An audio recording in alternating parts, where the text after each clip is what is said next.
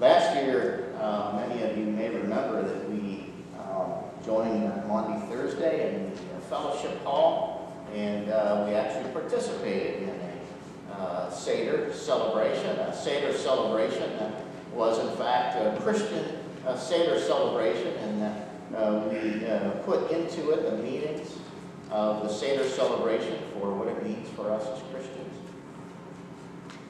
And so this year we have the symbols before us on this table, and when we take communion later, you'll notice that those symbols are here. We have the matzah bread, which I'll break in a little bit, and you can use it to dip in the cup, and we also have the more traditional breads. You'll be able to use any of those. I also want you, when you come up, to take a look at the plates that we have up here, because we do have two very nice Seder plates that are used during the Jewish celebration of Passover. They have the symbols of the season in them.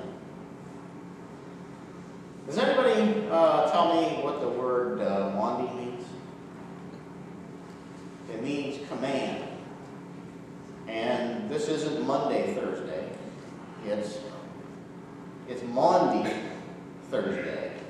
And it's a Latin word which means command. And does anybody know what command it is that we're celebrating tonight? That you love one another.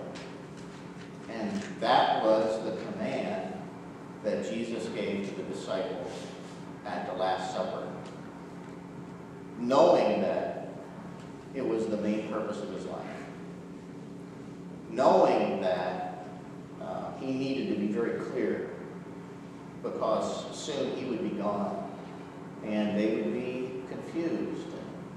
And as we continue reading the gospel story, they were scattered.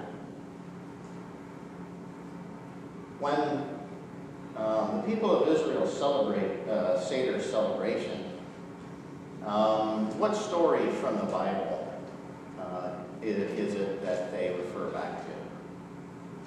What story is used? The angel of death passing over the people of Israel when they were in slavery in Egypt, and when Moses came and helped to liberate the people. So this celebration is largely to remember where you came from,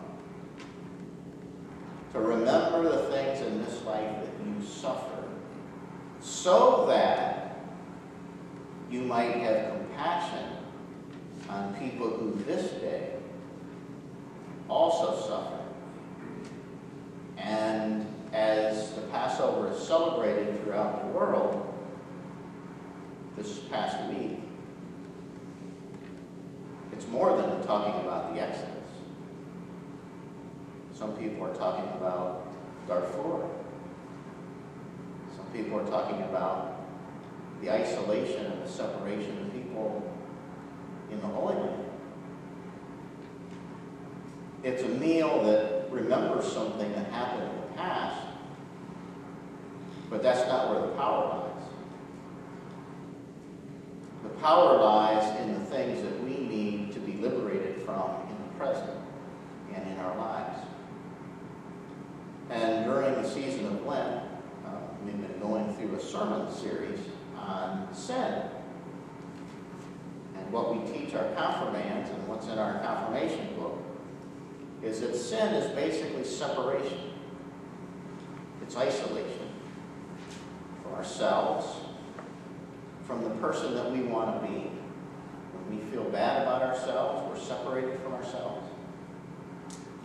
It's when we do things that cause us to be separated from other people. And in the end, it's things that we do that end up separating us from God.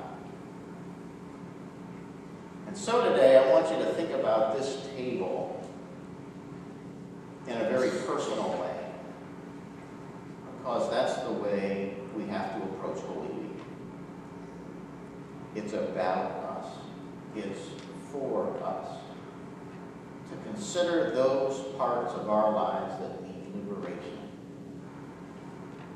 We recently were in Savannah, Georgia. And on that Sunday morning, we worshiped at the oldest black church in America, the First Baptist Church of Savannah.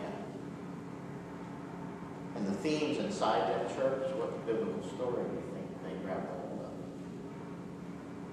The Exodus. Go down, Moses, let my people go.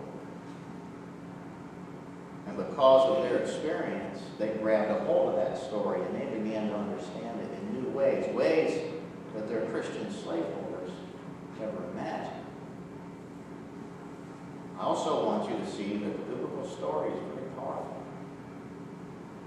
It liberates us, it sets us free.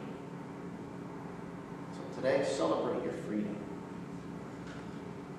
Consider those places where you need liberation, those places that you've escaped from, and how today you can, in a powerful way, help others with it. We say at the United Church of Christ, God is still speaking. God is still listening. What will you say?